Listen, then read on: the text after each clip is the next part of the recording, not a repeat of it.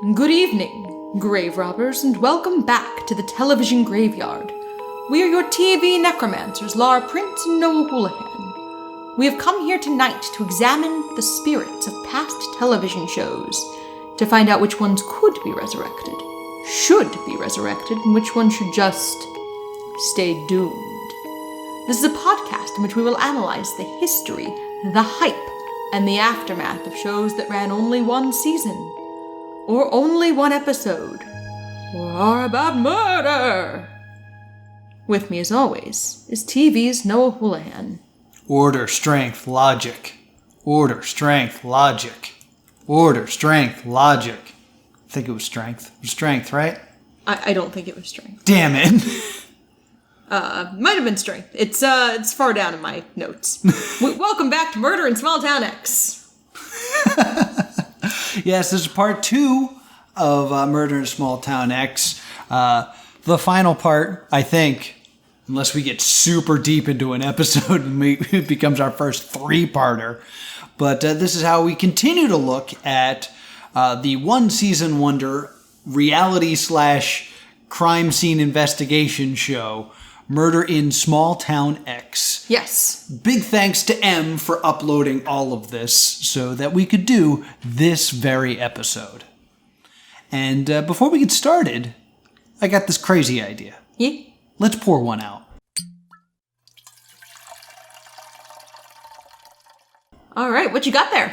I have Order of the Scarlet Liquor, because OSL is an important figure or an important group in this upcoming episodes. All right. So to give it the scarlet color, I went with some grenadine. And then because they're all so crazy, I went with some bananas, rum. And the mixer I used was the Yeti seltzer that you bought. I believe the flavor is listed as Yeti Mayhem. Yeah, I was unsupervised at the grocery store, guys. So since it's a mystery, I have a mystery flavor. And then on top of we that... We legitimately have not yet opened it. Yeah, so I have no idea what this is going to taste like. It's the Yeti Polar. They have mermaid, too. And then for a garnish, I took a chopstick and impaled a sour gummy octopus to make a little broom. Oh, I was trying to figure out a way to do a broom. Little sweeper. So this is my first time sipping it here on the air. Ooh, there's an odor.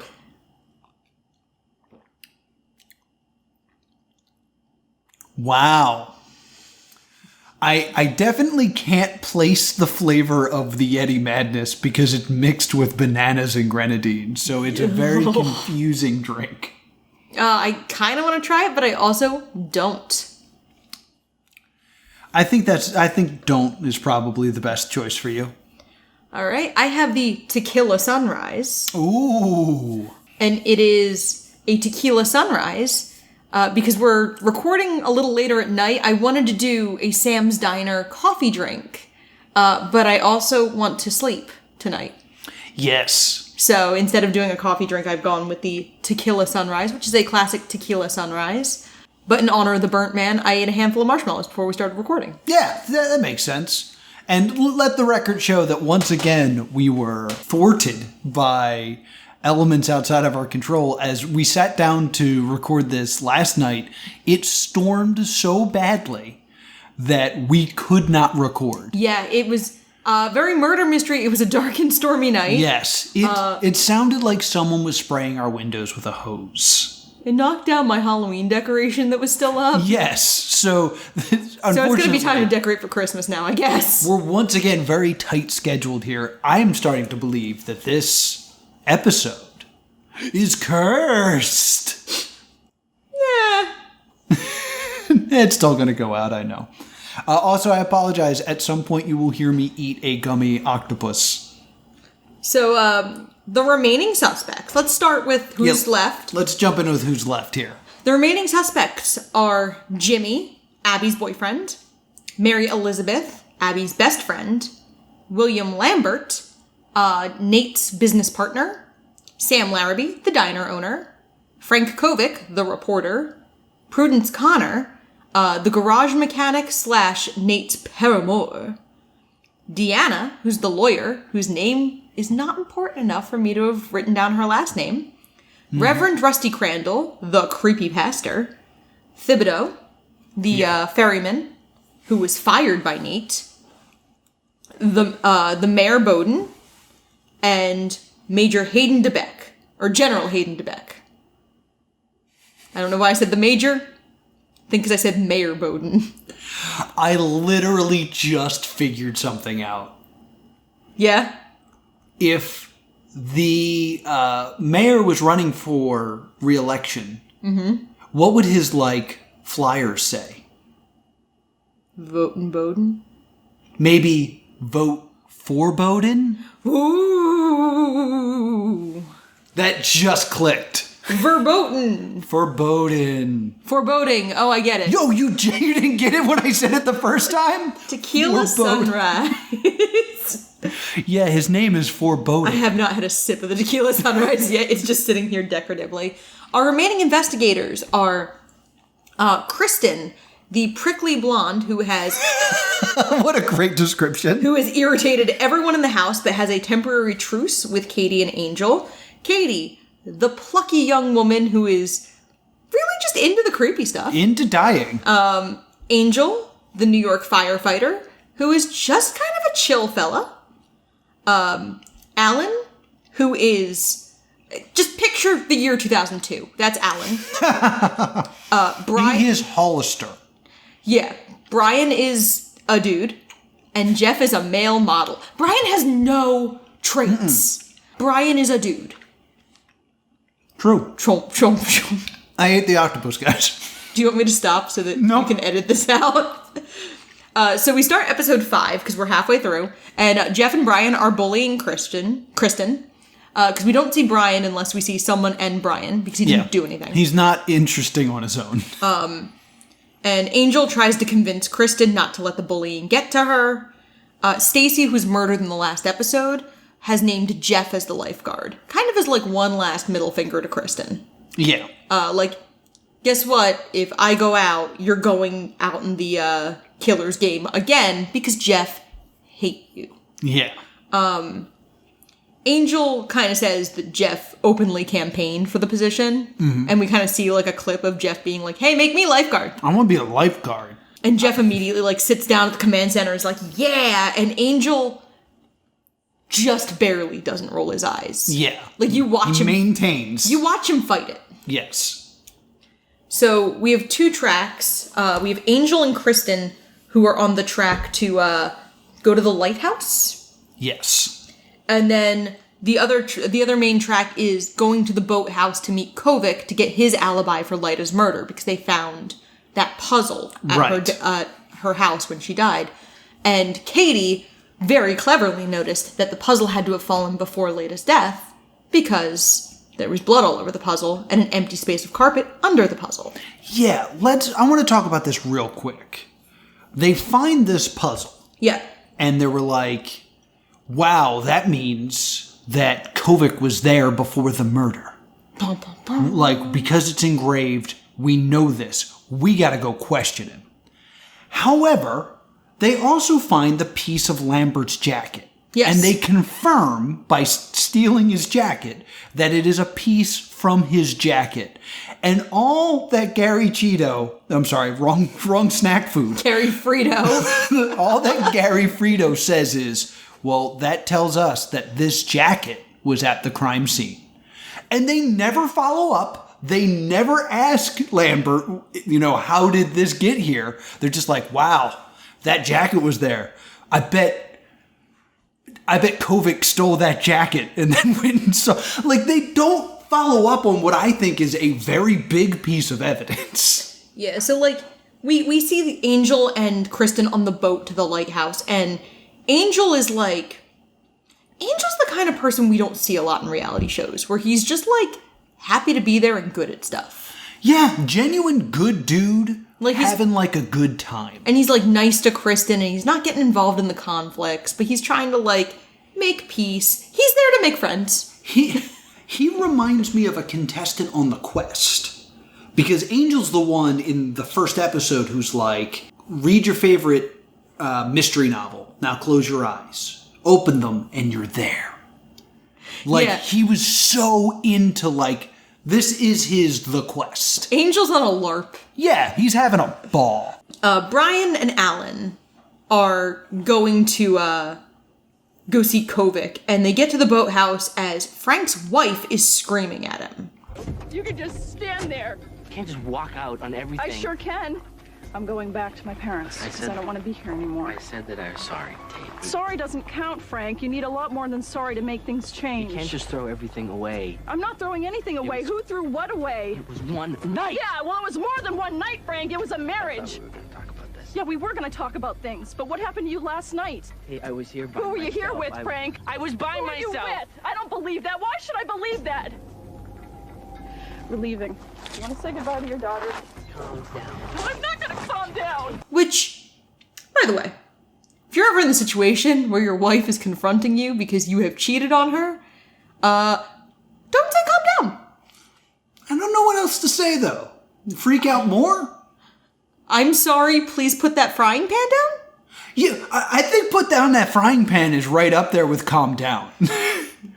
Frank's daughter, who is mentioned so seldom in this. Well, Frank does have a very young daughter. Yeah, we needed another character. Who his wife takes with her as she leaves him.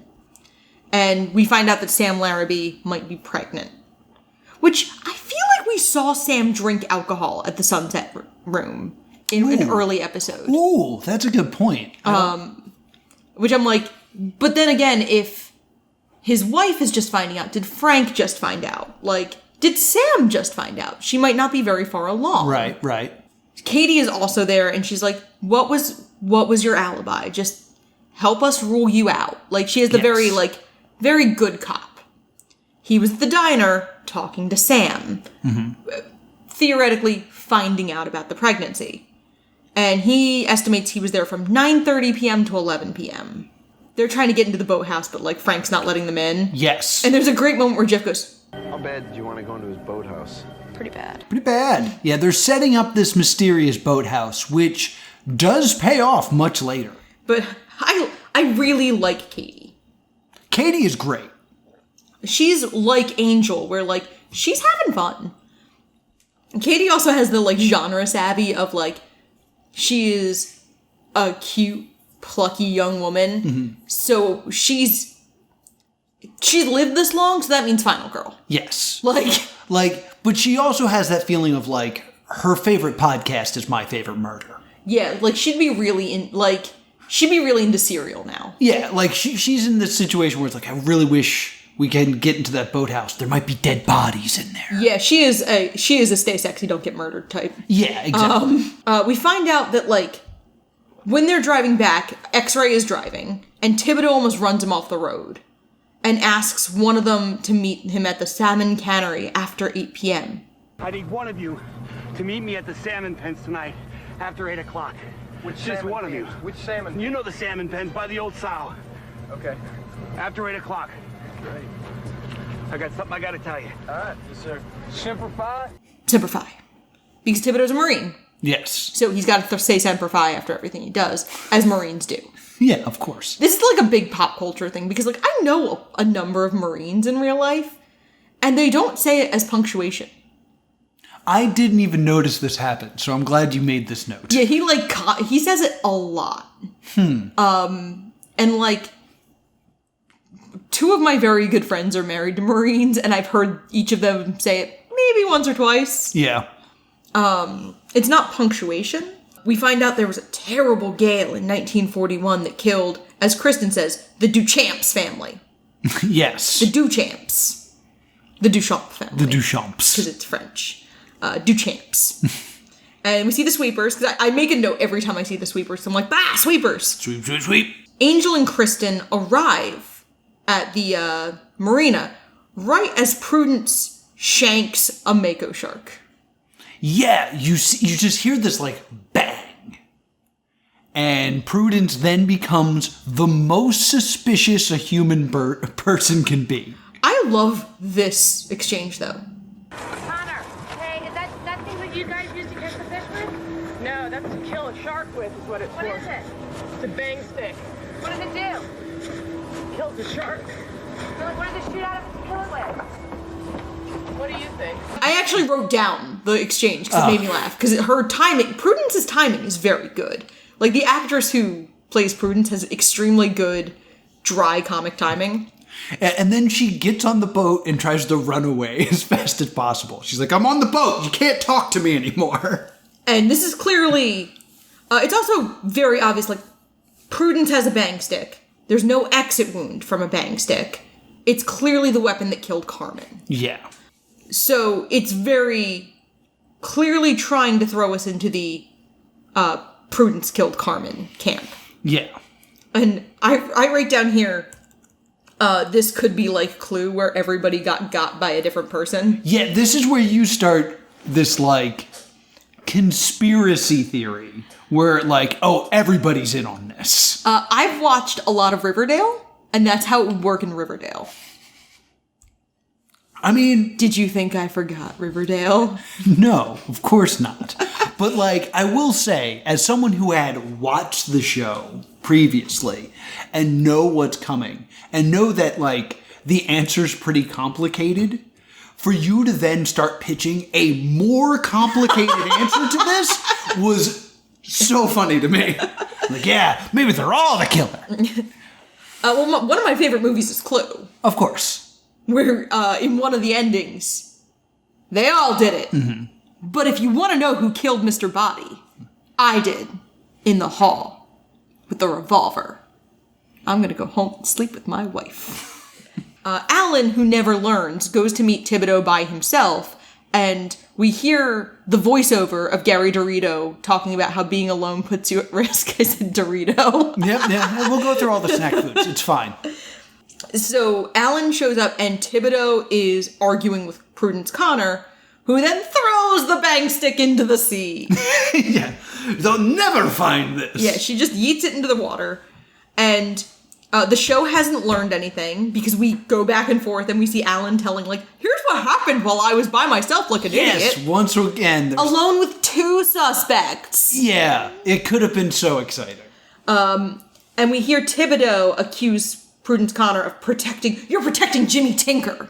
Mm-hmm. And we're like, what the hell does Jimmy Tinker have to do with anything? Right. And so then Gary Cheese Popcorn calls Rusty Crandall's phone because that was the last number dialed on Lyda Blodgett's phone. And Mary Elizabeth answers. Yes. And for no reason, we have a shot of Reverend Rusty Crandall taking a shower in the background because Fox. Yeah. Unfortunately, Rusty Crandall's, like, not attractive enough for that to be Fox. I think we're supposed to think he is.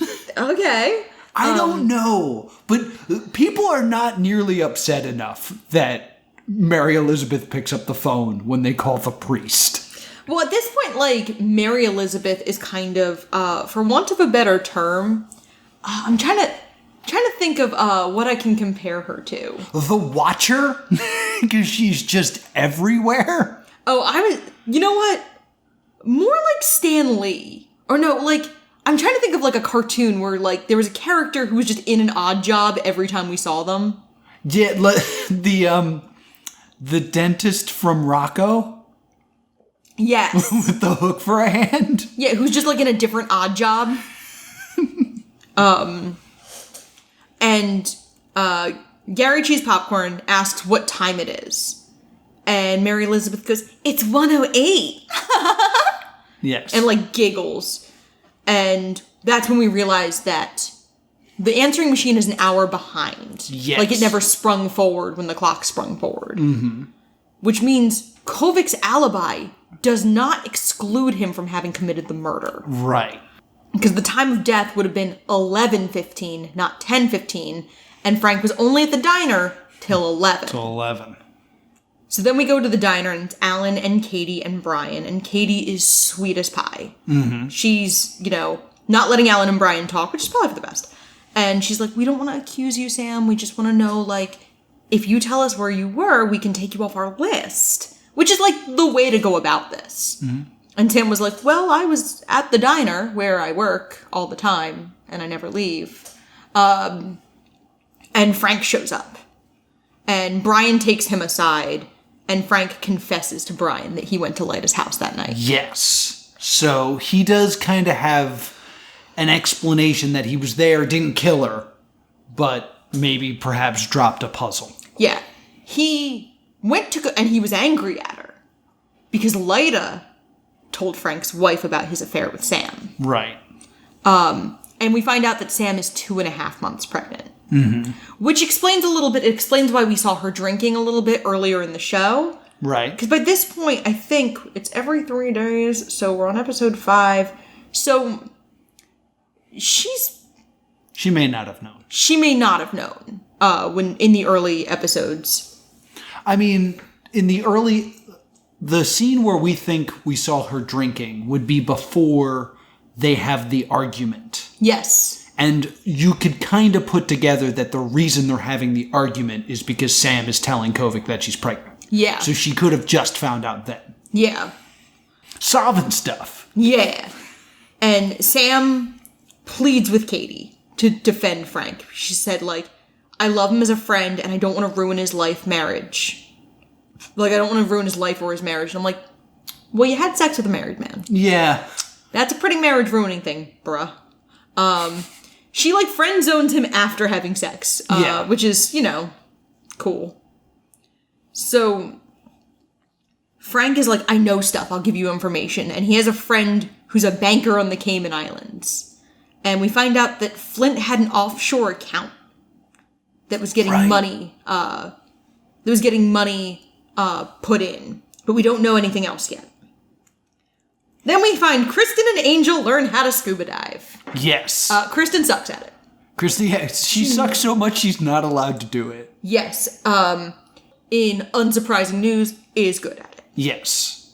That's kind of that there. Yeah, so he's learning to scuba dive so he can retrieve the bang stick that got thrown into the water by Prudence. Yes. So once again, we're in this situation where it's, you go to a diner and talk to a lady, you learn how to breathe underwater. Yes.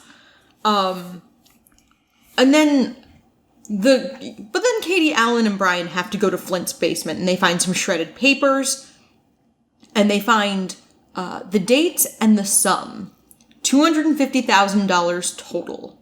All withdrawn right before the murder. I wanted this to be something. You totally thought this was going to be the reward money. Yeah, I kind of wanted... Which is a great assumption to make. I wanted it to be, because that would have been really cool. Yeah, unfortunately not the case. That would have been really cool. But we'll find out what that money is for soon. Because then I had that thing of, like, we never did find what happened to Abby and Nate. Maybe they faked their deaths. Oh, yeah, you were like, there's no bodies. They're alive. And that they're, like, trying to take everybody in town down with them. And, like, that they're, like, the Black Hood from Riverdale. I wanted you to continue down that road, because I completely did not bring up the fact that we saw Abby's dead body, like, with her head blown up in the background when her mom is reading the letter in the first episode.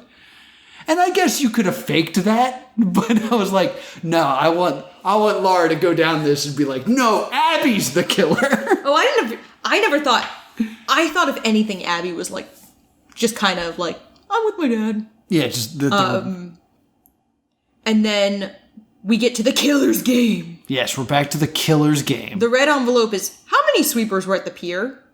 Angel didn't count, but Kristin swears it's 12, and Angel's like, sure, whatever. Mm-hmm. It's 12. And we clear Deanna the lawyer, who has done nothing important. Nothing. We've barely seen her. Nor is she useful. No, you'd think that the lawyer would show up more in this situation. In a thing where people are getting interrogated? Yeah. Not without my lawyer present. Yeah. And meanwhile, the lawyer has done nothing but hit on people? Nothing but kind of hoe around. Whoa. We don't know that. I was saying hit on people. You're slut shaming. I jumped a few levels there. But I also want to say, this is one of the few killer questions that bothers me. Yeah. Because it's something that is difficult for the killer to know the answer to without having been there. Okay. So it made my wheels turn of like, well, who was there to know that? Which is super not a clue. Hey, Editor Noah here. Sorry to interrupt. I just wanted to bring this up as I was editing. Here I mentioned that the killer would have to be at the dock in order to know the answer to this killer question. In editing and going back and looking through the footage, the killer is there. So my theory of this being a clue, or should have been a clue, actually is a clue because the killer is in this scene. Just wanted to throw that in. Back to your normal episode. Yeah, I didn't even think of that because I was like, no. These questions are so arbitrary. Yeah. Everything else was kind of like things that anyone could potentially find out. Like, you know, how far the river or the bay recedes, or when Oscar was born, or whatever. This was the only one that was like very situational, that I was like iffy on the killer having the information. So, Jeff chooses Kristin in the least shocking decision in reality TV, and Brian is voted in. Yes, for being uninteresting. So Brian gets sent to the aquaculture, and Kristin is sent to Thibodeau's cabin. So this is Kristin's what time going? 4th? Yes. So the only time she didn't go was when she was the lifeguard. Yeah, so she would have a 12.5% chance at this point of surviving the killer's game 4 times. No, maybe even less, right? Because it's 50 the first time, then it's 25, then it's 12.5. Yeah, so she'd have a 6.25% chance of surviving the killer's game 4 times. Angel's like, you know, if you come back again, Kristin, you're Wonder Woman. Mm-hmm. Brian's with the skid, X-Ray is with Kristin, and Brian is clearly kind of pissing himself in the car. Yes. There's also the worst day to night filming. Yeah, in this series. Is the only one where I was like, it's daytime, right? Like, this is a film effect. It's really, really obvious day to night shooting. Yeah. Like, really, really obvious. So then, you know, they get there and Kristin finds someone laying in the cabin. And he then Undertaker sits up. Yeah. And scares the crap out of her. Yeah, she's in Thibodeau's cabin, and she finds Thibodeau just, like, on the ground. And then he wakes up with a... I don't think we entirely notice at first that it's Thibodeau. Yeah. We just see somebody get up, and she freaks out. Because it's, like, very haunted house, like... Mm-hmm. Then we see Brian get to the X.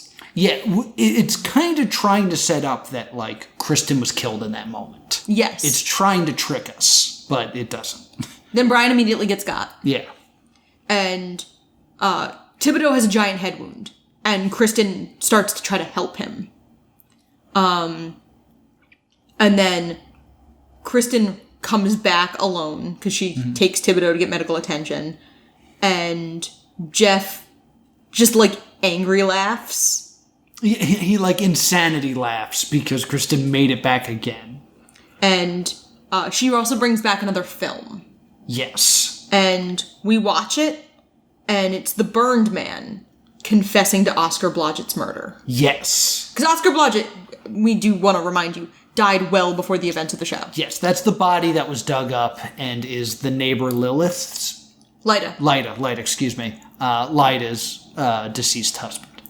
So at this point, we can successfully clear Deanna, the lawyer, and we can most likely clear Thibodeau. Yeah, because... in that someone has now tried to kill him. Yeah, and also that a murder took place elsewhere while he was being found. True. But they don't like to address when an investigator gets murdered. They really don't. My prediction in episode 6 is Lambert still did it. Yeah, you're still on Lambert, even though you're coming up with all these other ideas. Yeah, none of the other theories I have, like, stuck, because I could never find anything. So, after every episode, when you were like, who do you think did it? I never really moved from Lambert, because I never had a strong enough theory to divert. But then I also started having my prediction of who was going to be cleared as a suspect in the next episode. Yeah. So in episode 6, my prediction to be cleared is Sam or the mayor. Right. So I wanted to say that. Episode 6. Thibodeau is missing and presumed dead. Yeah, I can't believe that Thibodeau dies off screen. And then, Because they say something like, Gary Onion Ring says something like... Gary Funyon? Gary Funyon says something like, someone broke into Thibodeau's hospital room last night. He's presumed dead. Yeah, they're not very good at... Like, What do the cops do here? why not film that? Like, why not open the episode with that? Yeah. Instead of just being like, we ran out of money. We didn't have time to film this. So Angel, and we don't know who the lifeguard is yet. Right. But we see Angel and Kristin go to the medical center, and the killer has clearly come back to finish the job. They find some blood. And whenever Angel reads a report, it's so obvious that this is what he actually does for a living. Right. Because he's this very practiced way of, like, reporting the details to Gary Cool Ranch. Yes. And he has this very, like, calm, like, this is what happened. Here's the blood. Yep. It's Thursday. And Mo, who was the sad skid from Letterkenny, gives them a cassette.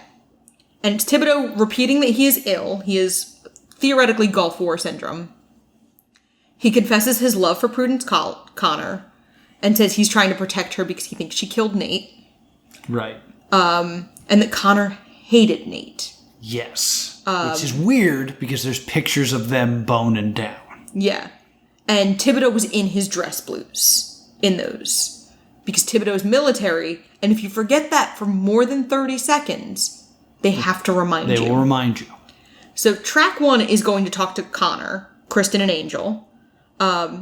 Track 2 is Enhanced Power, which is the company that General DeBeck owns that was paying Nate Flint the money. And that's Jeff and Alan. Because Brian has willed Katie to be the lifeguard. Yes, Katie's the lifeguard. Good for Katie. So Enhanced Power is a cult. Yes, this is OSL. And they find Sam. Yes, Sam Laramie is also going to join the cult for a bit. Sam's joining a cult. There's a sweeper just like by the bus stop. By, the cult bus stop. Clearly marked. Yeah. And they find Connor burning something by Thibodeau's cabin. And Connor is grieving, and like Connor immediately snaps at Kristin and Angel because she's like, I'm grieving my best friend, go away. Yeah, I'm busy burning stuff. And she also yells at a sweeper who shows up. Yeah. She says like, I'm not talking to you in front of the sweepers. Right. Because the sweepers are the cult. Yes. That's when we find out like, oh, they're the cult. And then Mary Elizabeth shows up in white because guess what? She's in the cult. She's in the cult. She's got her fingers in everything. Yeah, this is very much Riverdale at this point. Like, we have an underage stripper in a cult. Mary Elizabeth is Betty Cooper. Confirmed. Yeah. So they do a thing where they have to wash themselves for 45 minutes. And this is when I'm like, oh, the assignments weren't random. Because this feels like, because they strip down the investigators too. And I can see why they send Jeff and Alan. Because it would probably feel really scary and exploitative to do that to Kristin or Katie. Yeah. Especially with how young Katie is. Yes. Like, I know we keep saying because Fox, but I think that's a line, even in reality shows, that Fox was not yet ready to cross. They get there. Don't worry. Yeah, I mean, I could definitely believe that they made sure that the women were not in this, like, uncomfortable situation. I could also believe that it was coincidental and the verbiage would be like, well, then just don't do it and you won't get your clues. Because this is Fox. We watched The Chamber. We knew what they did to humans. I think it could go either way. And I will say, dear listener, I tried desperately to talk to someone from this show. I reached out to as many people as I could, and nobody bit. I reached out to the actors. I reached out to several contestants. I reached out to Gary Dunkaroos. Nothing. Yeah, so we find out the Reverend Rusty Crandall's in the cult, and the initiates are in white. Not everyone is in white.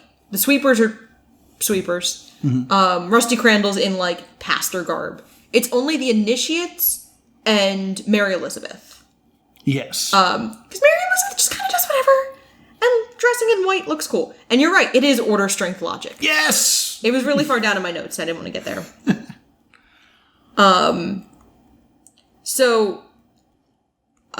Then the next thing that happens is order.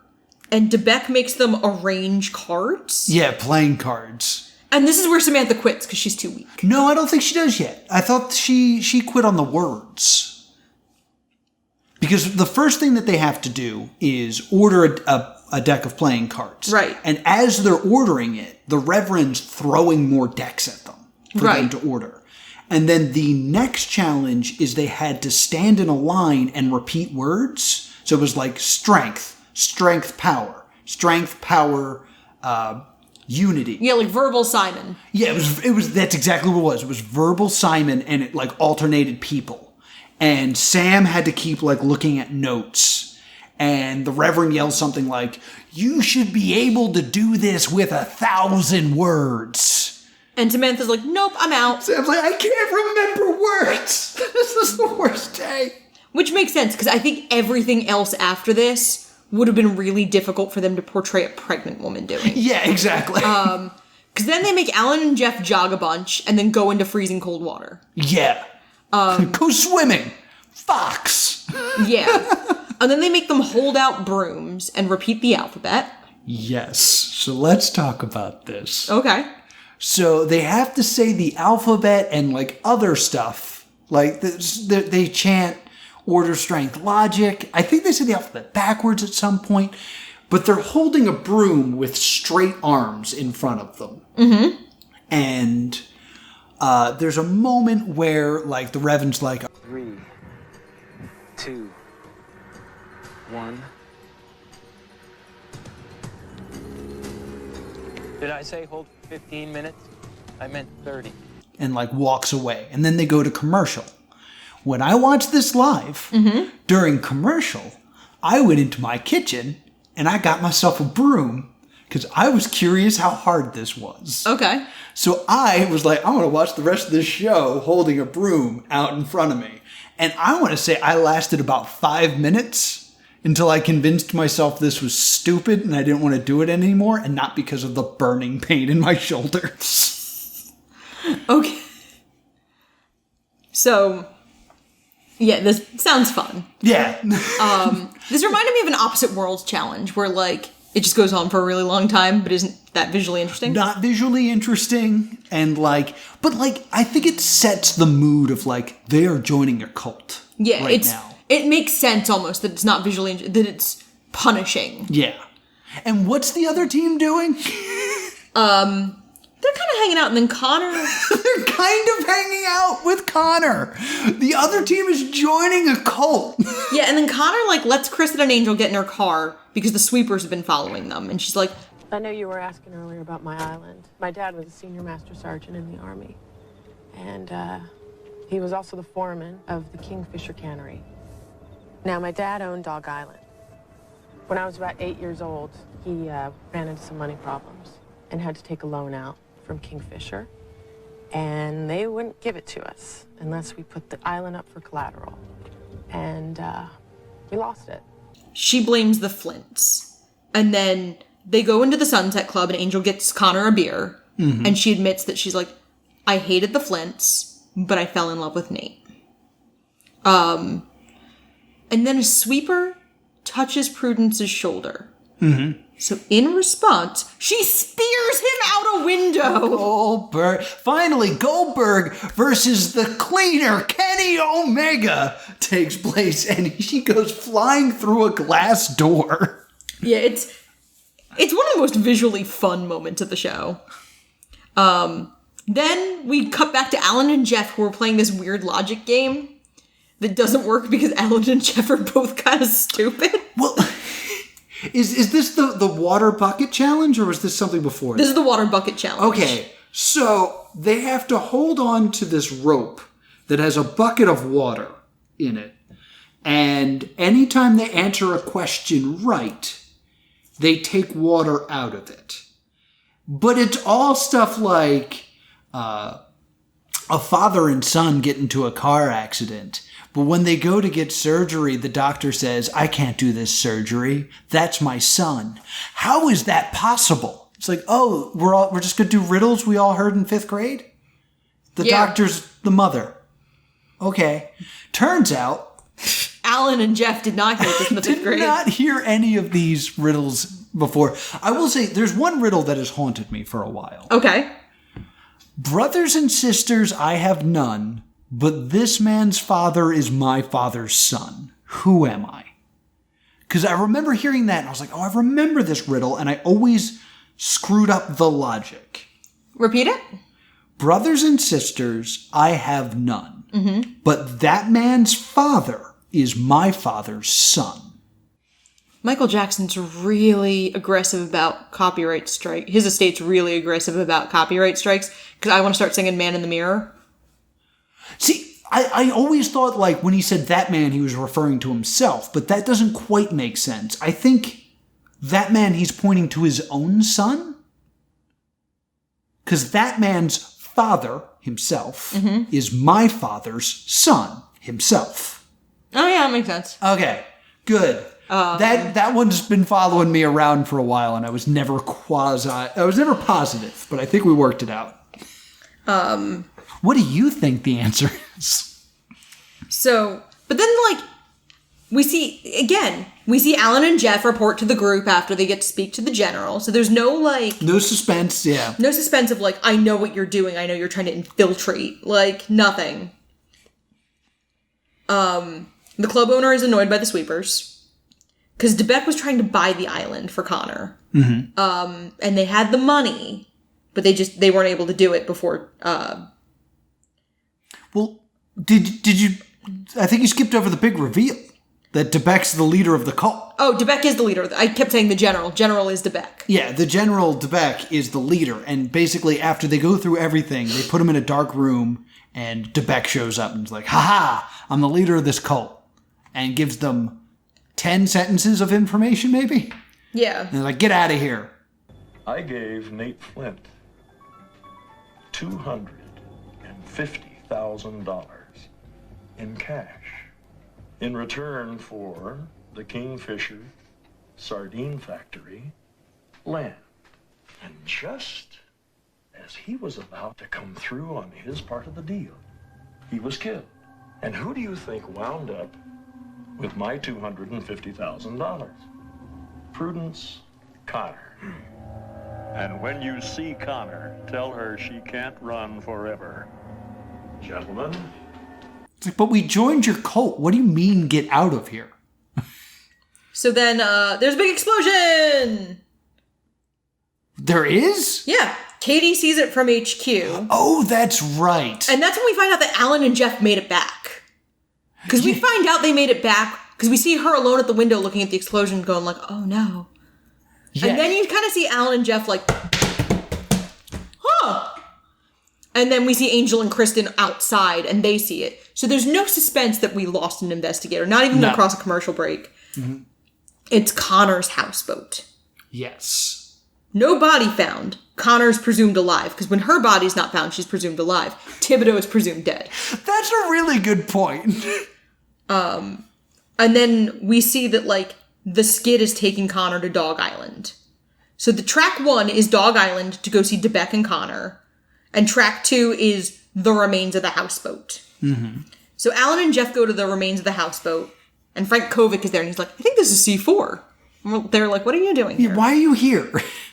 Just being suspicious. So then they go back to the Sunrise Herald. Yeah, the newspaper place. And Lambert shows up. Right after Frank tells Alan and Jeff how sketchy Lambert is, Lambert buys the paper and fires Frank. Yeah. And then Frank... And we see the lawyer. Yes, briefly. She does nothing. She is there. She laughs at Frank. Mm-hmm. He screams there's a serial killer, like this is the time for journalism. Deanna and Lambert just laugh at Frank. And then we see a bunch of sweepers nearby. Frank has asked if Alan and Jeff if they'd seen Sam, and they'd lied to him. And then Frank flips out like, Sam told us. Or Sam told me. I know she was at the compound with you. So they're just like, whoops. Whoopsie. So after the events at the newspaper, we cut to Team Angel and Kristin. Yes. They're on this track where they are setting up hidden cameras because they're trying to figure out what's going on in terms of what's going on with Prudence and everything. And they don't set the cameras up in time to get audio. Right. So they end up just getting video. And who shows up but Prudence Connor, very much alive, and Jimmy Tinker. With a big old bag. Yeah. And Prudence, like, looks in the bag, pulls out, like, a giant stack of money, and is like, awesome. Puts that down, and then the shirt comes off because Fox. And they start going at it sexually. Yes. So we find out that Jimmy and Prudence Connor were playing the Flints. Yes. And the investigators, to an extent. Yes. So, basically, what we are finding out in this moment, because this is like a lot to take in. Jimmy is the one who took the pictures of Prudence and Nate, which was a setup so the two of them could exploit them for money. Yes. And then skip town together. Yeah, so the money that Nate withdrew from his offshore account was to pay off Prudence Connor. Yes. Or really to pay off Jimmy Tinker. Yes. Which also explains why they had a fight. Yeah, I'm unclear if Nate is aware that he's being exploited by Jimmy Tinker or if it's an anonymous like blackmail situation, but it definitely makes more sense why Nate doesn't like Jimmy Tinker. Yes. But it also means that, like, Jimmy Tinker really didn't care about Abby this whole time. Yeah. So, we then cut to DeBeck, the General DeBeck riding to Dog Island. And Rusty Crandall's driving the car. Right. And something happens and they get hit. Yes. On the road. And we see General DeBeck begging for mercy. And then we hear the bang stick. Yes. And then the lifeguard gets a call. It's the innkeeper that we saw a few episodes ago. Yeah, and who found the burned man. Yes. And he's calling from a Taco Bell. Yeah. This is so bad. It's I literally have here this is clearly supposed to be an important moment, but I'm not over the Taco Bell. But like he's just like he's got tacos in front of him and he's just in a Taco Bell. He's like, I have the most important information to tell you. This new cheesy gordita crunch. Yeah, it's so bad. I legitimately don't have the information the innkeeper gives them. Because we were laughing too hard at Taco Bell. Yeah, because it doesn't matter. It's not that important. I believe, because we're going to get to it, he doesn't give them the information. He tells them to meet him. Yes. At the Taco Bell so he can give them the information. Right, okay. Like, I could tell you over the phone, but you gotta see these deals. So now think outside the bun, man. So now it's Killer's game time. Right. The Killer's game always seems to come out of nowhere. Yeah. And Jeff is like all on his machismo. He's volunteering to be the person who goes out this time. Mm. Like, oh, Katie, just pick me. And they ask what rank Prudence Connor's father was in the military. Yes. And Angel deduces that it was the highest enlisted rank, which is Master Sergeant. And Laura is right, and Sam Larrabee is cleared. Yes, indeed. So then Alan is like making fun of Kristin that she and Jeff are going to end up together. And the vote is a dead draw. Mm-hmm. 2 for Kristin, 2 for Jeff. Katie has not voted because Katie is the lifeguard. Katie's duty as the lifeguard is to break a tie. So she kind of gets around making a real decision on her own. Yeah. By saying, like, each of you works better without the other. The team will be better off if one of you is dead, essentially. Mm-hmm. And sends them both out. Jeff has to go to the storage house behind the compound, and Kristin has to go to a trailer. For the 5th time she is going out. She would have a 3.125% chance of surviving. Jeff is with X-Ray, and Kristin goes with Mo. And Mo is like, yeah, Lindsay was like this when she... Like, Mo is, like, telling Kristin how Lindsay died. Yeah, it's a bit creepy. And, like, but something we didn't see enough of. Yeah, Mo is a very interesting character to not be a suspect. Also, like, the investigators... Like, they're dead in universe, but their memories cease to exist, seemingly. Yeah, Mo seems to be the only person upset by all these dead investigators. Meanwhile, Jeff is doing an extreme version of Whistling in the Dark. Yeah. He's just, I'm Jeff! Woo! Come and get me, bro! And the killer finally nails Kristin. Yeah, they do this stupid thing where Jeff walks into this one room and there's like a bang. Mm-hmm. Then we watch Kristin die. Then it turns out the bang was this OSL symbol being lit on fire. Yes.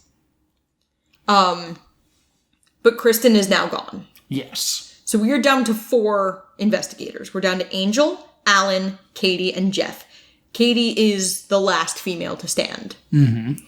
And we are down to 8 suspects. Yes. However, the show says 8 suspects and the investigators think it's 8 suspects. We as the audience saw DeBeck be murdered. Yes. Laura's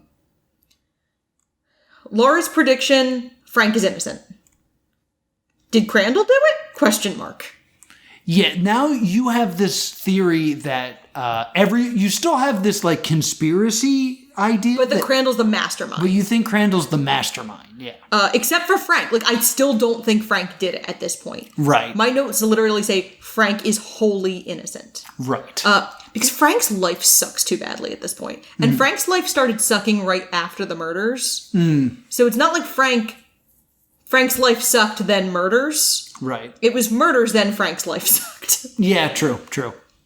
So then we open on Prudence Connor taking a crowbar to DeBeck's limo. Just kind of getting some anger out. Yeah.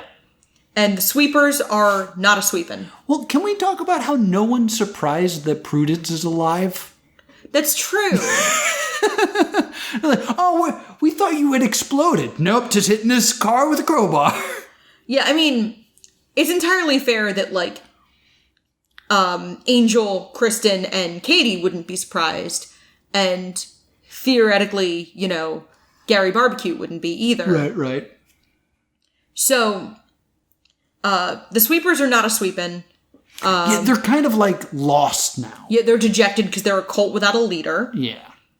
And because there's so few people left, the lifeguard is now exempt from the killer's game, but has to do field work. Mm-hmm. There's no more, like, hanging out at the command center. Kristin has willed being the lifeguard to her friend Angel. Mm-hmm. So, one of the tracks is going to visit the mayor. The other track is finding Rusty and searching DeBeck's limo. Finding Rusty Crandall. I have these notes here that I'm, like, confused by. Okay. Orlando, who works as a custodian and got 30 years in an asylum.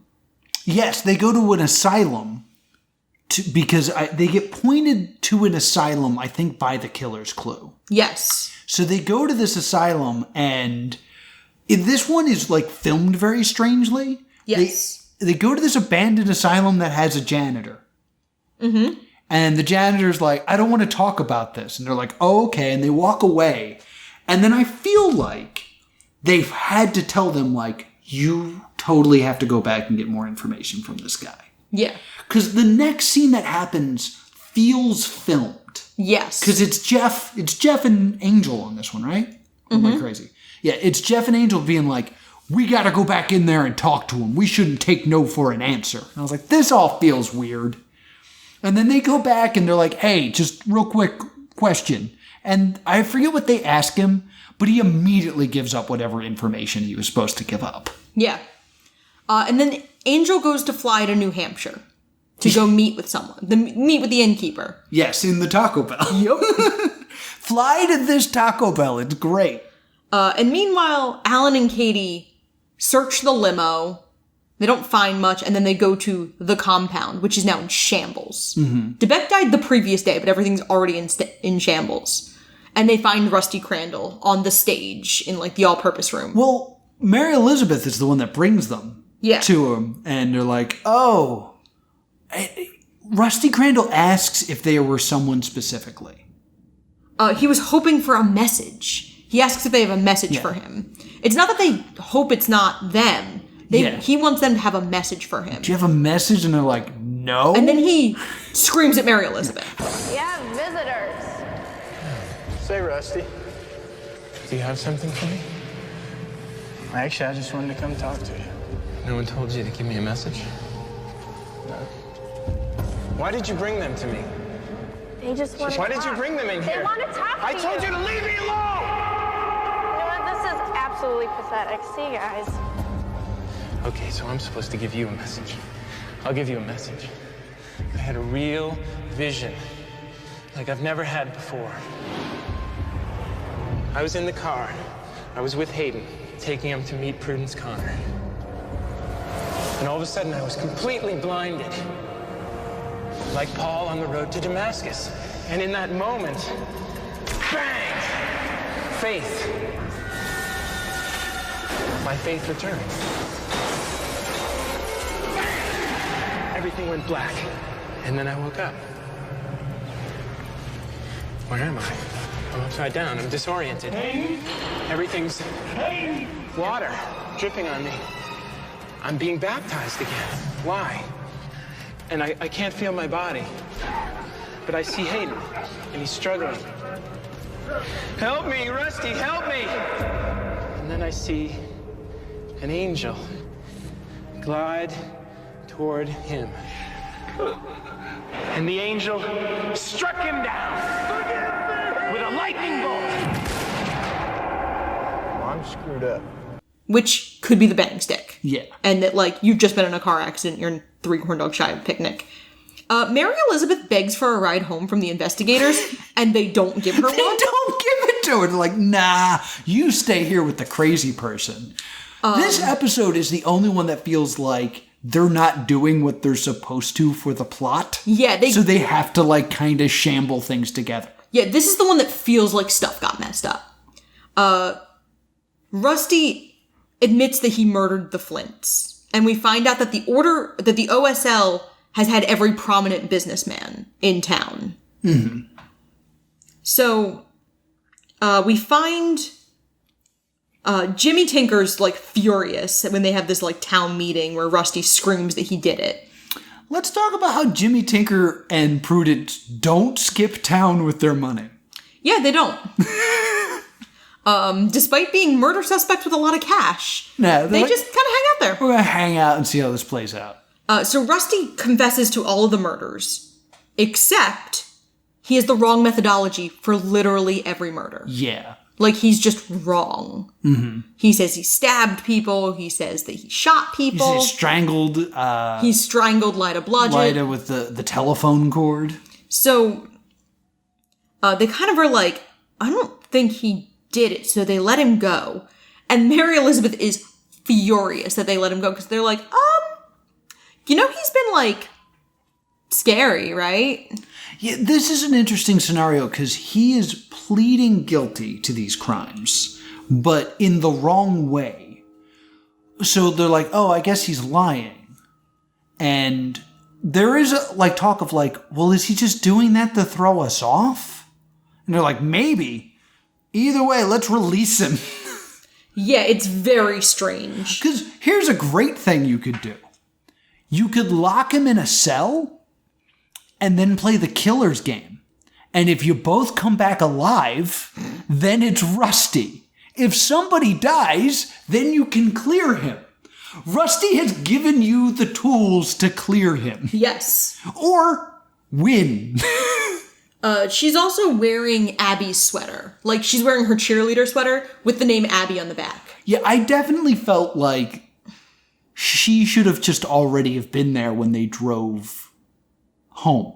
Yeah. But now she's like, I had to walk here. Yeah, like she comes in later because like... the script says I was supposed to be here. Yeah. But you didn't drive me home, you monsters. It seems weird that the investigators wouldn't have given a 17-year-old girl a ride home when it was the two of them and you couldn't be alone with a killer, but you could be 2-on-1. Nah, you stay here with the Reverend. He sounds cool. And we find out that C.R. Flint is up in the top bedroom of the Flint's house. He's sickly. Yes. And Mary Elizabeth has been taking care of him. Mm-hmm. So, Katie is sent upstairs with Mary Elizabeth, and Alan is doing a stakeout outside. Mm-hmm. CR is like an older person who's not all there anymore. Mm-hmm. So Mary Elizabeth has, despite not looking like Abby, passed herself off as Abby. Yes. This is a weird casting thing. Like, if she wants to sell, like, everybody said we were twins and people mistake her for Abby, they should probably have looked remotely similar. I have a theory. Mary Elizabeth kind of looks like Katie more than she looks like Abby. She does. I think what was supposed to happen here is Katie was supposed to leave the room. Or not, that Mary Elizabeth was supposed to leave the room. And then Katie was supposed to go up to this man with dementia and say, hey, it's me, Abby. Give me information. Yeah. Then it's still a failure in casting of, like, then Abby should have looked like the actress who played Mary Elizabeth. I think the point of it is it's important that Abby doesn't really look like Mary Elizabeth, and she can pull off pretending to be Abby, which would kind of send this message of like, oh, it just has to be a woman. It has to be a young woman, okay. Yeah. So it just, the fact that they don't do this super stuck out to me. I was just like, I think that's the clue. Lie! It's a reality show and no one's lying! Yeah, and then, like, Mary Elizabeth and Katie are, like, upstairs gossiping about how cute Alan is. Yeah, and then they just start talking about boys. And then Alan realizes Katie isn't answering her comm and freaks out. Yes. In something that is clearly done. To set up a murder's about to happen. That we're going to lose an investigator. No, clearly done for the episode before to show next week on. Yes. And for the commercial break. Yeah, because you see Alan being like, Katie's radio's not on. And then they turn it on and everything's fine. Yeah, and then, like, CR makes a noise and then Katie and Mary Elizabeth leave Abby's room to go to him. And then we hear a bang stick noise. And Alan freaks out and bursts in. Alan finds Katie, but they can't find Mary Elizabeth. Because Mary Elizabeth had gone downstairs to get CR a beverage. The back door is open, and Katie, the sharp detective, wanders right into a blood puddle. Yeah, doesn't see it, steps in it, contaminates it. And they kind of freak out because the door had been locked from the inside. CR is upset, clearly, because a young person was just murdered in his house. And Duncan reams out Alan in what feels like a video game. Like, it reminds me of Night Trap. What? Oh, come, no. Wait, what happened? What happened? Where the hell were you? I was out front in the car. Nothing was going on in the front. Did you see anything? No, nothing was going on in the front. Did you search the basement? Yes, I've been all through the basement. You did search the basement? Yes, sir. God, dog it! I don't believe what I just saw. Those bloodsuckers just got Lisa, and you had a chance to save her. I put the lives of those girls in your hands, and you screwed up. I'm pulling the plug on you before you do any more damage. Like, you didn't... Your job was to protect them. Yeah, it's literally what it looks like. And then, like, the mayor, Mayor Bowden and his wife are like, we'll take care of CR. And Katie was like, oh, this makes sense. Rusty Crandall had said, beware the whore of Babylon. And he totally meant Mary Elizabeth. And they were like, you don't know that he meant Mary Elizabeth. And she goes, yeah, he said Mary Elizabeth. Yeah. Which is kind of like, hashtag justice for Mary Elizabeth. Yeah, for real. Like, she's only in a cult and to get her fingers in everything going on in the town. She's lost her best friend. She clearly doesn't have much of a family situation. She strips under her real name. Yeah, like... She doesn't have it figured out. Like, she's a sex worker in the next town. I'm feeling like her parents are not very involved in her life. That's true. In that we never see her parents. No. So they're kind of like, okay, this is terrifying. And then they go to the killer's game, because suddenly killer's game. Yeah, it's like, we have things to do. And it was, what year was the burned man hurt? And they're like, 1941. This is a fact we remember. Yeah. And it's in a video that the killer gave us. Yeah, so they're kind of just like, well, this was an easy one. Hooray. And because I'm correct again, remember how last episode my prediction was it's going to be Sam or the mayor? Mm-hmm. It was Sam last time, it's the mayor this time. Yes. So that's one less suspect. We're kind of running low on suspects because now they're also dying. Yes. And this time it is Katie and Jeff who get sent out. And Jeff does his big bravado thing, and we see Angel praying for Katie to return. Yeah. Which is like a sweet moment, because like, Angel doesn't seem to get along as well with, like, he doesn't hate Jeff and Alan, but he clearly gets along better with Katie. And when Jeff comes back, he and Angel actually get into a big fight. Mm-hmm. Because Katie is killed. Yeah. I don't even have the locations for the killer's game because they don't. They never matter. Yeah. So, finale. Yes. We're down to Angel, Alan, and Jeff.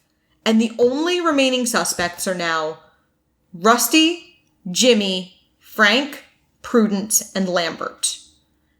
The next note is Laura still thinks it's Lambert. Yes. Now, I want to say this really quick. After every episode, I was like, so who's the killer? So who's the killer? And other than the few times you were saying conspiracy and things like that, you just kept saying Lambert over and over and over again.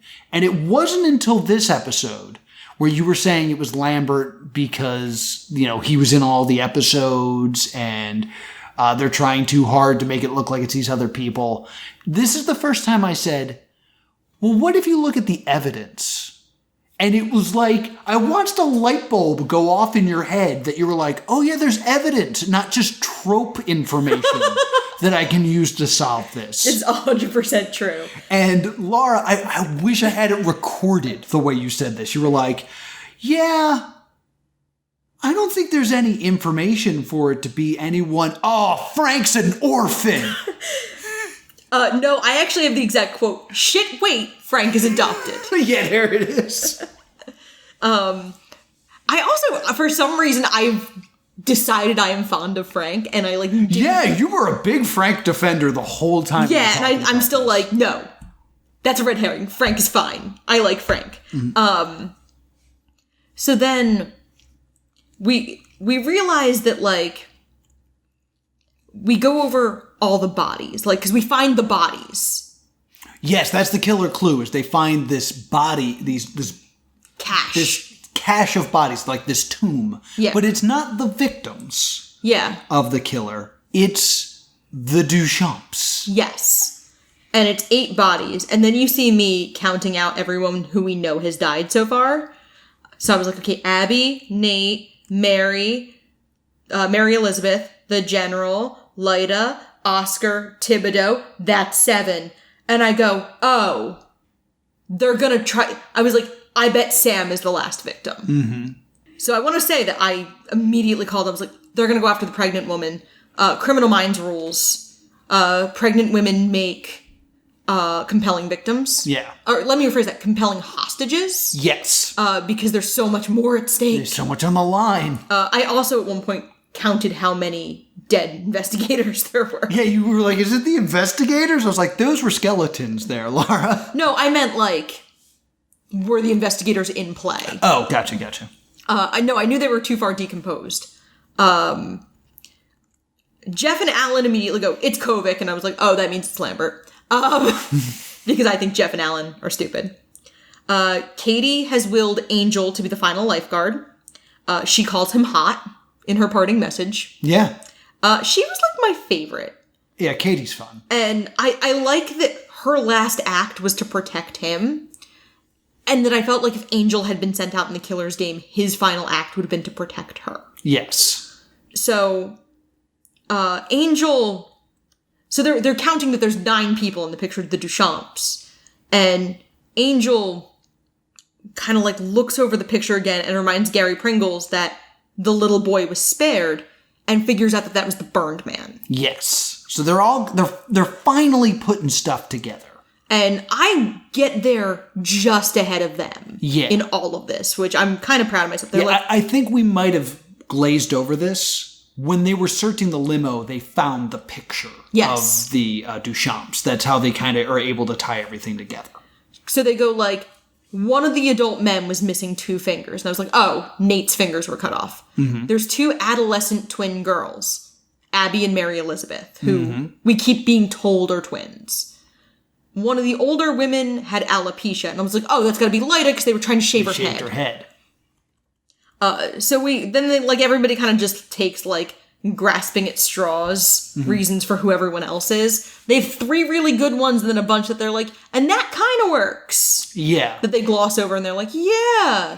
Again, they might have missed stuff, but we don't know. Yeah. So there's a woman left. And so we're like, okay, there's a woman left. And I was like, they think it's Connor. Yeah, they think they're going to go after Prudence. The investigators think the murder is going to go after Prudence. And then, like, you can kind of tell in this minute that Gary Tostitos is getting frustrated. And he's like, it could be any woman, gestures at the, because there's still Sam, Sam Larrabee is still alive. The mayor enters and the town is, like, freaking out. They were calling a town meeting at 5 p.m. And we start to see the sweeper. Like, the sweepers are out again. And so then, like, C.R. Flint is upset. Angel reads a statement from, like, what the investigators have discovered. Because people are, like, a lot of people have been murdered and the town is rightfully kind of upset. Rusty Crandall is a big old drama queen. And he's like, repent! Repent! Yeah. I'm crazy now. And then Kovic screamed, like, you can't hide the past! And the mayor's wife is like, we're gonna try. What an oddly specific thing to say. And then, like, we get Killer's Game envelopes. Yeah. Like, really early. It's like, ooh, they came early. Because it's the finale, and there's always a mid-finale elimination. That's how it works. Yeah, they figured that part out of reality shows. So they have When the Burnt Man Died, and so they get successful that it's 1971, and Rusty Crandall is cleared. Yes. Which we kind of knew because, like, they let him go after he confessed wrong to all the murders. Yeah, again, I think it's dumb that they let him go when they could have just been like, we have just cause to keep him until after the Killer's Game. And, like, we don't really ever find out why Rusty Crandall confessed. He's crazy. Yeah, like, there's never a good reason. So Alan gets sent to the Flint house and Jeff has to go back to the Colt compound. And, Jeff kind of has a feel. He's no longer doing the whistle in the dark thing. He has a bad feeling. Yeah. Which, to me, makes me think a producer says, hey, you're killing all the goddamn tension. Shut up this time. Yeah. You know why? Because you're leaving. And there is a gimmick in this elimination that instead of naming the last lifeguard, that each of the remaining men will choose a suspect to chase. Yes. And that the dead investigator will settle any ties. Yes. So Jeff will choose who gets to follow their main suspect. Mm-hmm. Just in case they both pick one. Yes. So they kind of Angel is like, we see a talking head with Angel where he's like, I think it's Lambert. Mm-hmm. And I was like, yeah, it's Lambert. And then we see Alan like, I think it's Frank. And I'm like, I hate Alan. So Alan is like hanging out with X-Ray because this is before the Killer's Game. They make their choices before the Killer's Game. Well, they don't make their choices yet on who it is because they get another clue. That's right. At the Killer's Game. That's right. I think they're signaling who they may pick. Yeah, they're trying storytelling here. So, we kind of see this like Angel is by himself alone in the command center because he's the only one who was never sent out in a Killer's Game either. Yeah. I'll talk about that more when as our post-mortem for this. Yeah, and then Jeff finds the red X, and then Alan returns. Alan returns. Yeah. Because each of them finds an X, that's just where you get killed or where you get the clue. Mm-hmm. And Angel gives Alan the biggest smile of like, buddy! Because he hated God. Jeff. And Alan comes back with the rest of the Burn Man film. Yes. Alan also demands a hug. Oh, that's right. I forgot. He demands a hug from Gary Pretzel, who denies him of said hug. He gets a hearty handshake.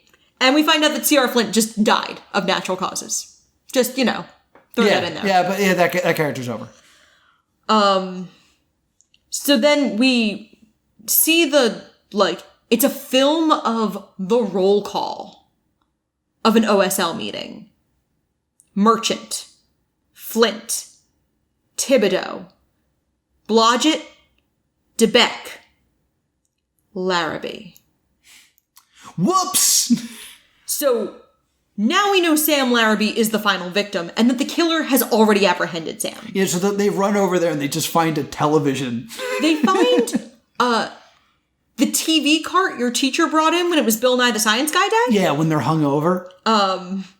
And the killer thanks the players for playing. Yeah. Congratulations. You are seeing this because you have been successful in your investigation. And because you have followed the leads that I have left you. I can't do this.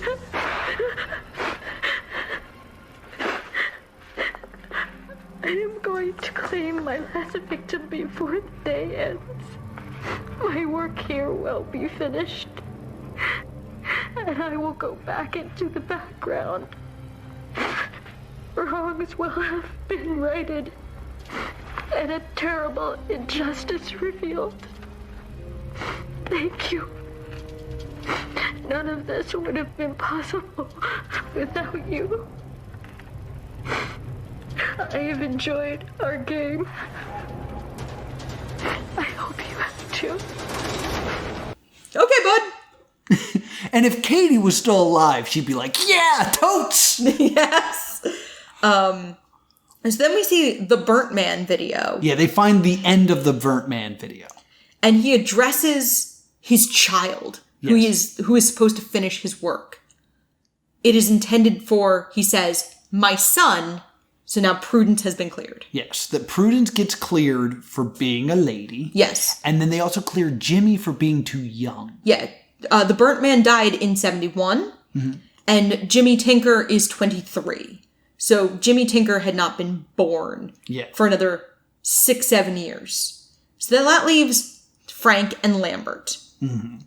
So they have to do all the studying that they can so they can pick who they think the killer is. Yeah, so Lambert, we find out that Lambert was born, he's currently 46 years old and he was born to a 15-year-old single mother, which would have made him 55, so the Burnt Man would have been roughly 16-ish, a little older maybe, but he would have been a reasonable age to be, I might be doing the math wrong. Yeah, I don't think based off the age of the son, you can find the age of the Burnt Man. Right. Kovic would have been only 5 when the Burnt Man died, and Lambert would have been a teenager. Yeah. And so they kind of go back and forth. On the two suspects. And Angel changes his mind. He had been all in on Lambert and decided Lambert was too old to inherit that kind of video. Mm-hmm. That the Burnt Man might have just told a son that old. And so he thinks he and Alan both pick Frank. Now I want to point this out. Right before Angel pulls out the picture, I pause it and I look at you and I go, "This is your last chance. Who's the killer?" And you say Lambert. Mm-hmm. And then Angel pulls out the picture and you go, "Damn it!" Yeah.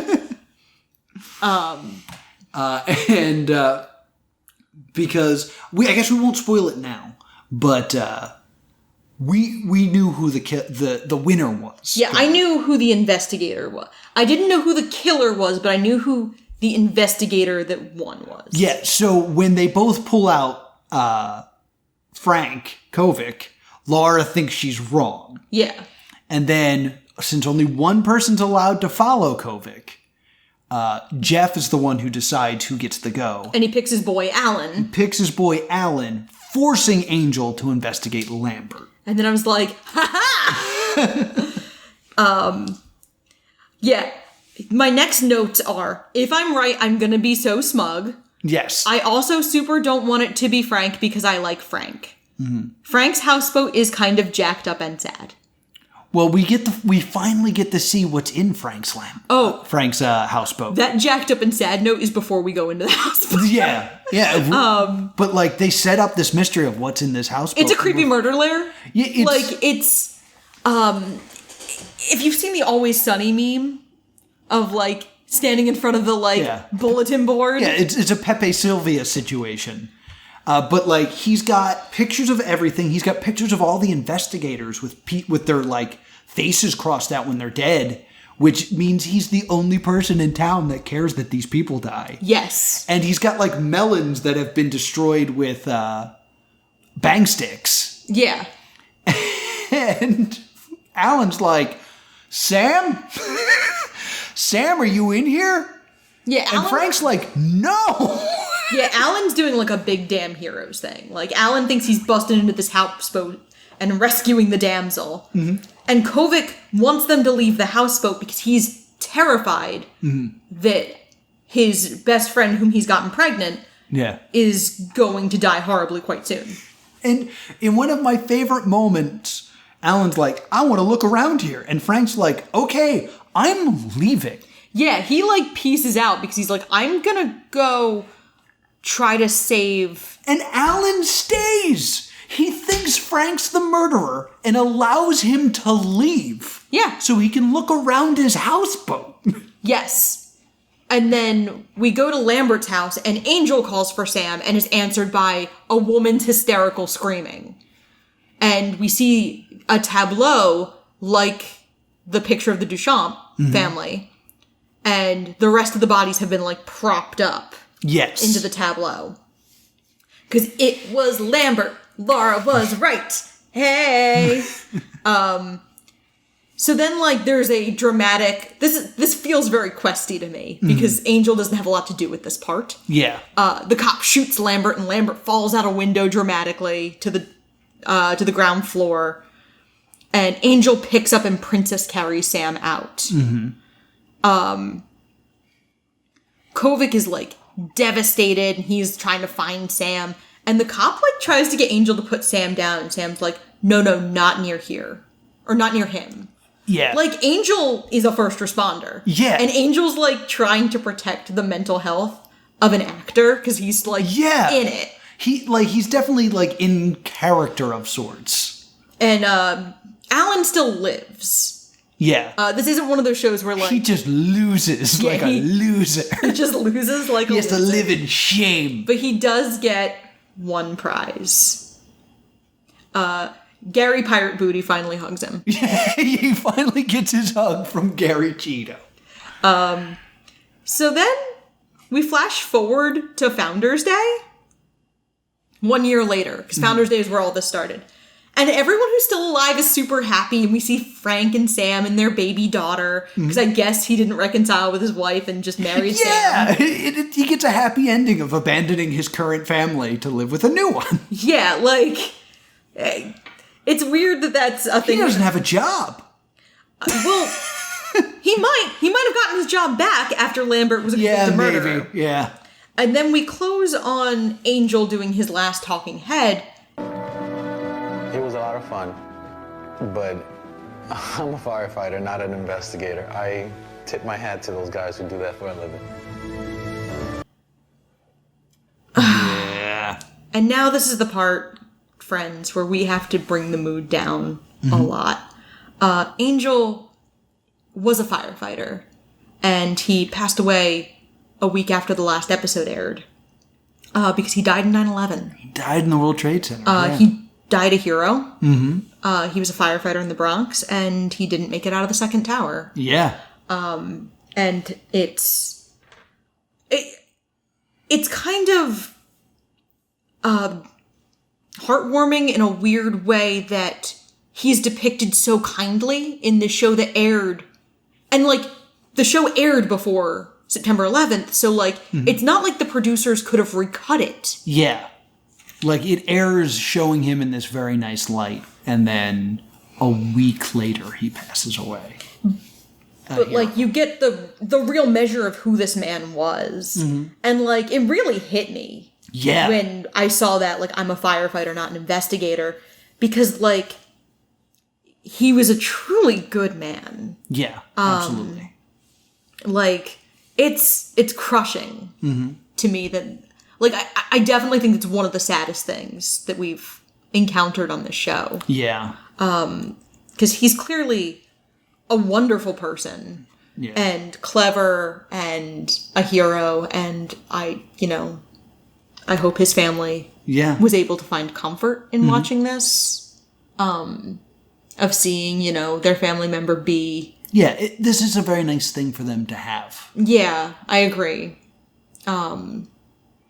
So, there's a lot of stuff I think we got to go back and talk about here. Yeah. One thing I think we accidentally grazed over is the town meeting that happens. We talked about it a little bit. Yeah, it happens at Buffalo Bills.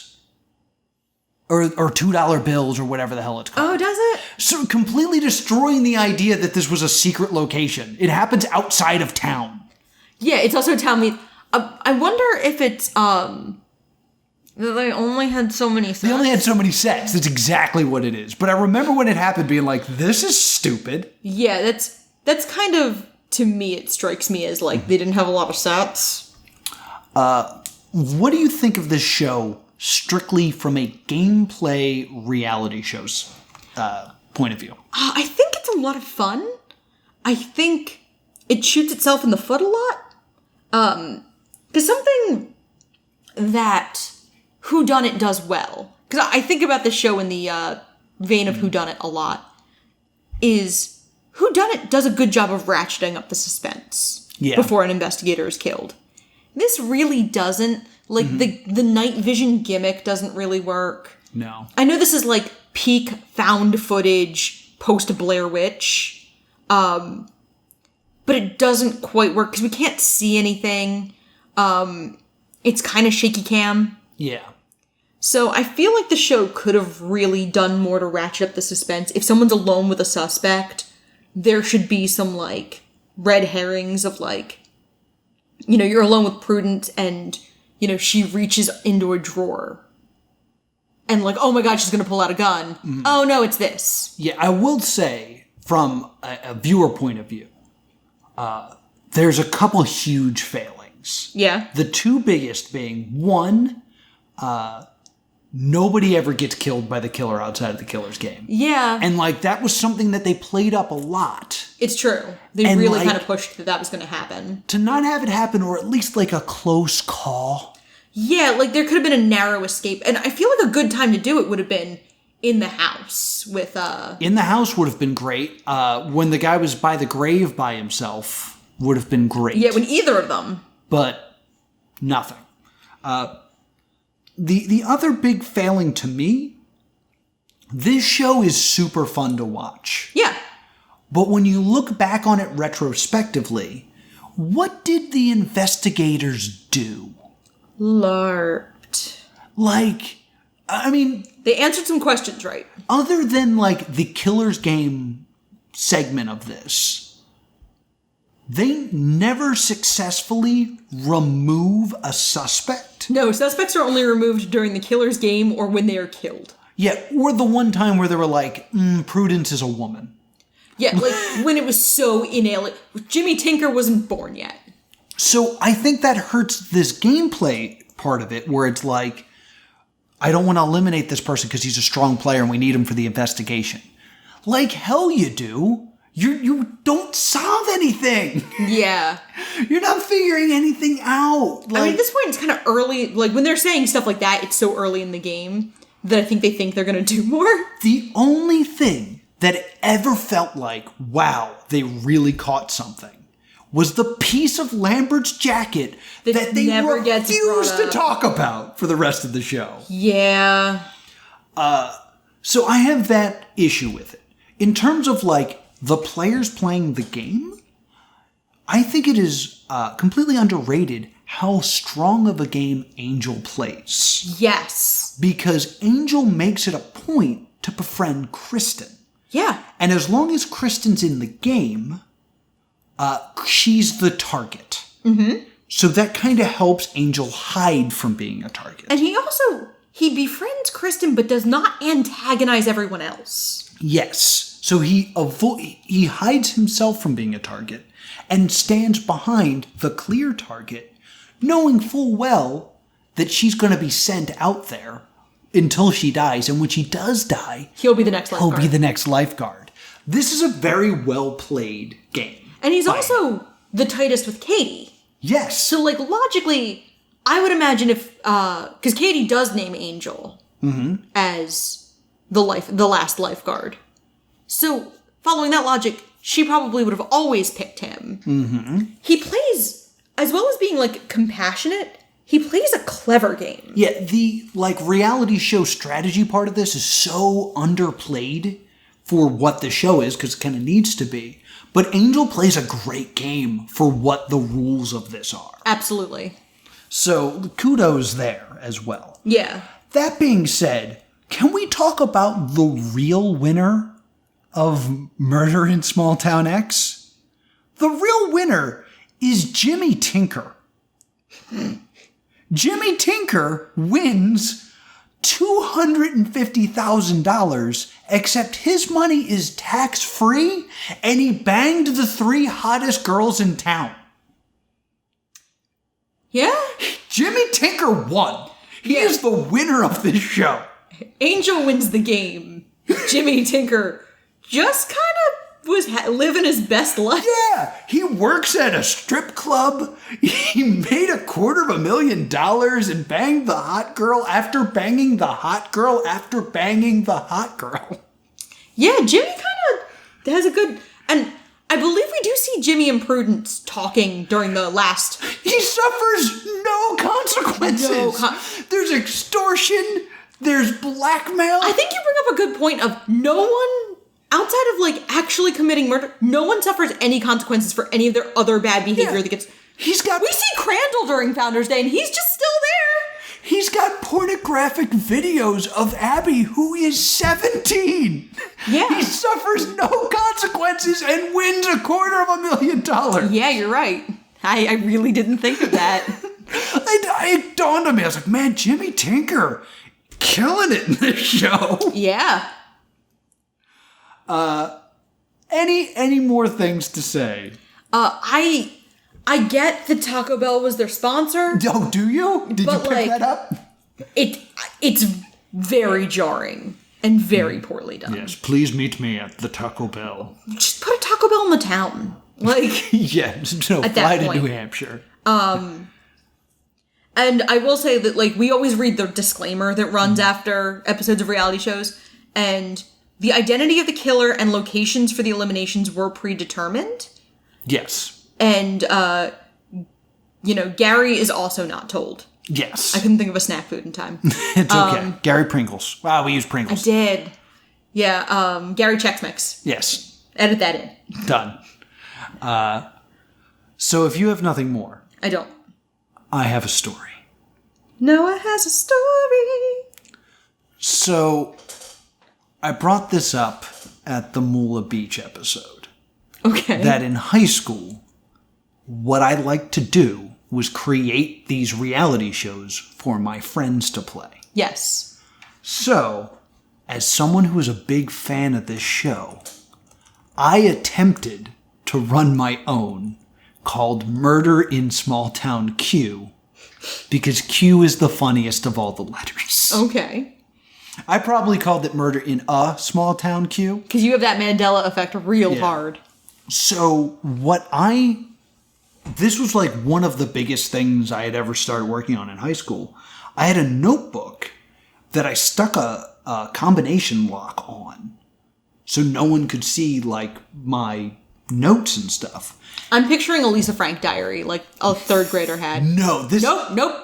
Nothing you say will make me not think that. It had unicorns, everyone. You're kind of, like, hurting the view of it. Okay. Because it was, like, a big combination, like, locker Oh, you lock had, like, a gym locker lock. that I jammed through a notebook so I could make these, write this story. And I was also drawing these maps of the town. Yes. And what I was going to do was everyone who was playing had a player piece. And then I had 15 action figures that were going to be the different members of the town. Okay. So I tried to use my most human-looking action figures. So I had, like, Dwayne and Austin, who were, like, wrestling action figures. Right. Jubilee was in there. I know one of my characters was Mortis, who was a furry, because he was a lion.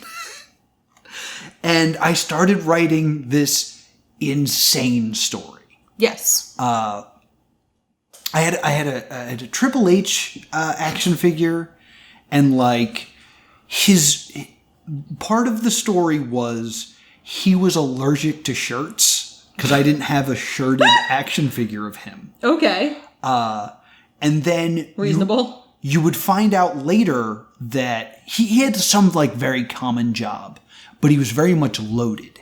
Okay. Because he's Triple H. No, he's not. He's an original character played by my Triple H action figure. Named Hunter Hurst.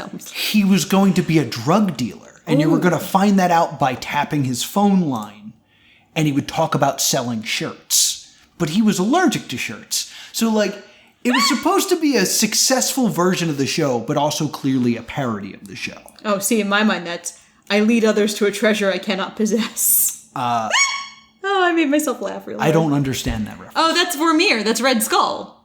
He leads others to a treasure he cannot possess. Right. With the Soul Stone. What does that have to do with what I'm talking about? That Triple H is allergic to shirts and sells shirts. Oh, okay, gotcha. I'm funny. Another major part that I really liked this as a concept, and I might use this in some other thing that I was doing. This was supposed to play off of that theory I had about the dying old man. Yes. The only witness to the murder was going to be a parrot. And they were going to find out that the parrot, like, repeated things. Yeah, because it's parrot. But if you said certain phrases to it, it would respond with something that happened at the murder. Ooh. So, like, that's actually a really fun So there was this, game. like, neat dynamic. Like, one thing that I did that the show didn't do is I built in games. Yes. And that is a huge thing that is missing from this show. You're 100% right. That story was a very long story to get to that idea. This was an idea I meant to bring up earlier that I forgot. There's still so much more story. Oh my god. But let's bring it back to this. The Killer's Game. Yes. The fact that this isn't a game is so stupid. That it's half chance and it's just idiot wandering in the woods or whatever. Yeah, this should, like... There should be a task they need to complete. It should be escape the night. Yeah. It should be, all right, you're both here. Here's your challenge. The winner will leave with a clue. The loser will die. And, like, obviously, they shouldn't be whodunit creative, because whodunit's deaths were so creative that they kind of, like, were ridiculous. I do believe at one point I turned to you and went, I missed the mountain lion. Yes. Which I think I said last show, too. Mm-hmm. The investigators' deaths don't mean anything, and that bothers me, of, like, there's not even... The other contestants don't seem to remember them. Mm-hmm. Which is a little weird to me, of, like... Even in dating reality shows, we've seen the contestants have more of an opinion or more of a reaction to people leaving. Yeah. I always think of Rock of Love when, like, Brandy C actively mourns Megan. Yes. Like the fact that that it doesn't faze anyone that the investigators are dying is so dumb. And the fact that they don't make the elimination something more interesting than flipping a coin is a huge missed opportunity. Yeah, I'm really wondering if it's because at that time, was it because the big thing was Blair Witch? Maybe like, it was the influence of Blair Witch. That actually makes a lot of sense. Because I was reading Men, Women, and Chainsaws, which I got out of the library right before lockdown, and I finally gave back today. Yeah. And that's where the concept of like the final girl is legitimately like a scholarly horror film theory. Yeah. So I was just reading about horror film theory. So I always think of like the contemporality of horror and how horror tends to move in phases. Mm-hmm. Like now we have a lot of like, we're in a big age for horror comedy. Yes, we are. Horror kind of also wants to be another genre, usually comedy. Mm-hmm. Because like Get Out is a horror comedy. Yeah. And I'm thinking about like, because we're seeing ads for Freaky constantly. Yeah, Freaky's a good example. But like Freaky and Freaky's mom, Happy Death Day. Happy Death Day. Because there's a whole company that's just doing, hey, this comedy movie, but slashers. Yeah, but with murder. Groundhog Day, but with murder. Freaky Friday, but with murder. Heathers, but with murder. Oh, wait. I think that was 16 Candles, but with murder. Breakfast Club, but with murder? Maybe Breakfast Club. It's Pretty in Pink, it's but Pretty with in murder. Pink with murder. Murder Party is Breakfast Club, but with murder. Yeah. So yeah. To finish my story. Okay. Because I haven't told anyone this part because it's embarrassing. Yay! I also wanted to like hit a lot of the points of the show. So I also had a cult. I had the Association of the Super Suspicious. Because it was high school. It spells ass. High school. And like I also had like the cult initiation thing and stuff like that. But a major element of Murder in a Small Town X, and thus Murder in a Small Town Q, was the racy pictures that they find. I had 2 action figures of Stone Cold Steve Austin, and I had 2 action figures of The Rock. Twins! I had Street Fight Stone Cold and Street Fight Rock and like Trunks Austin and Trunks Rock. So the idea was I would bring Street Fight to school during like the play stuff, and they would find pictures of Trunks Austin and Trunks Rocks in compromising positions. This is very high school. To do this, I would have to take pictures of my action figures in compromising positions. So, I took my action figures, I was putting them in these compromising positions. Please tell me your dad is involved in the story. No, the strangest thing happened. Anytime I tried to take a picture of my action figures, the camera wouldn't work. But whenever I moved it away, the camera would go off. And I was like, this is so, like, what am I doing wrong? And I remember there's a moment where I had them in a compromising position, and I'm hitting the button, and nothing's happening, and I knocked them out of the way and hit the button, and it went off. And I was just like, this isn't meant to be. Screw it. And I canceled the whole project. Oh my God. In that moment. And then, like, a week later, I just started thinking, like, I would have had to take that film to, like, Rite Aid. And then the guy would see these pictures I took. Because, like, I didn't have a digital camera. No, I was using film. This is like 2002, yeah. I was like, then the guy would have seen, and then I would have taken them to school. And then I would just have, like, weird gay action figure pictures on my person in school. I'm glad I didn't do this. This could have been a whole problem. And then, like, it's amazing. It dawned on me later because I was actually going to have the killer come out and kill people. Like, that was a big thing that I was going to come through on that promise. And they would roll a die to decide if they would have lived or died. Okay, that makes perfect sense. I was just tricking my friends into playing a really weird, self-created version of Dungeons & Dragons during lunch. No one would have liked us. I'm so glad I did not pursue this.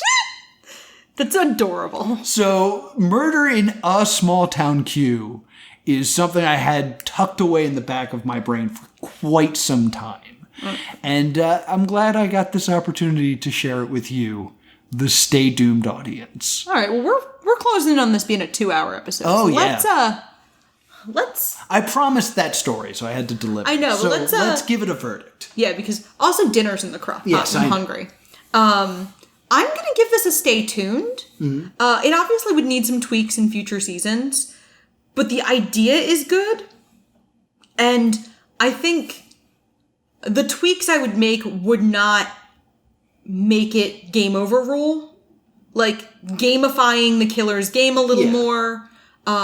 Reality shows grow over time. Like, Survivor Season 1 versus Survivor Now is completely different. Yeah, instead That's of, what like, would happen. The red envelope being just a random trivia question, having it be something a little more interesting to solve. Yes, and have it go to commercial then. Yeah. But I think they lay really interesting groundwork. I think it's a really strong show. Yes, I agree. I'm going to give it a stay tuned as well. Yay! There's a weird part of me that has this idea that it should stay tuned and be a reality show every other season. Because I also would just watch a show about these characters. Okay. So, which I guess I'm just kind of saying, like, I'd watch Riverdale. But I would watch a show where it's just like, yeah, it's not a game show. It's just what happens next to Jimmy, Tinker, and Frank. I mean, you could do the whodunit route, where future seasons, they set up in the prequel novels that the murder curse just follows Giles. Yeah. I could see this being something that just follows, like, Jimmy Tinker. Yeah. Or maybe, like, Frank Kovic, because he could just, Gary like... Fiedel. That would be funny. Because they'd have to have a reason for him to be around. I guess, like, you solved the murders in Sunrise. I mean, 12 more people died, but... Yeah. You only had to kill 12 people to solve this murder. Yeah, I've got to be totally honest. Gary Rice Krispie Treat, not a great detective. No, terrible. Yeah, we have to play the killer's game. It's the only way. You don't have, like, tools or something, maybe? Nope, only way. Get out there, kid. Could you give me a gun and I could just, like, kill this guy when he attacks me? Nope. Here's a bad camera. Yeah, like, could I at least have, like, a good camera so I could maybe try to take a picture of him? Just in case? Yeah, do you ever want to review this footage, maybe? Right? No. You're dead to us. Killer's game. I would also like to say Murder in Small Town Q. Stay tuned. All right, so, next week. Yeah, next week. We kind of had like a serendipitous thing, where we were kind of hunting for something to watch next week. We wanted something kind of light and fun because we're a little short on time. And I remembered that next week, Hulu is dropping their Animaniacs reboot. Yes. They are dropping it. Oh, they're actually dropping it this Friday. But if you want an appetizer before the Animaniacs reboot, we will be watching Pinky, Elmyra, and the Brain. Yes. Spun off from not one, but 2 classic 90s cartoons. And just smashed them together. And I love both of these cartoons. Like, I've never watched Pinky, Elmyra, and the Brain. Nor have I. I was a little bit older when the show came out.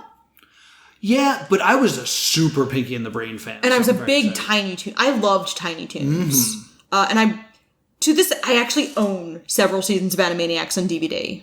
Right. That's actually my very first hangover I spent watching Animaniacs on TV. So nice. Not on TV like first run, because that implies I was hungover in like 93 when I was like a child. I watched the DVDs. Yes. So thank you so much for watching. Be sure to watching or listening, depending on which platform you enjoy this show. Be sure to check out our Patreon. We'll be dropping our first bonus episode soon. Like I said, we've been having some problems, but I will be dropping a review of the Night Mine Candy Bowl very soon on our Patreon, so be sure to check that out. And also, you will have a voice coming soon in what we'll be watching next. Where can people find us, Laura? You can email us at thestaydoomedshow@gmail.com or on Facebook and Twitter at Stay Doomed. And if you want to sign up for Murder in a Small Town Q... No, don't promise that. I'm at +2 count. Because someone's going to want that. If we get enough players, we'll think about it. If you were right in the first episode of this show and you want to lord it over somebody, you can't lord it over me because I was also right, but I can commiserate with you. At Stay Doomed. Until next time, stay doomed.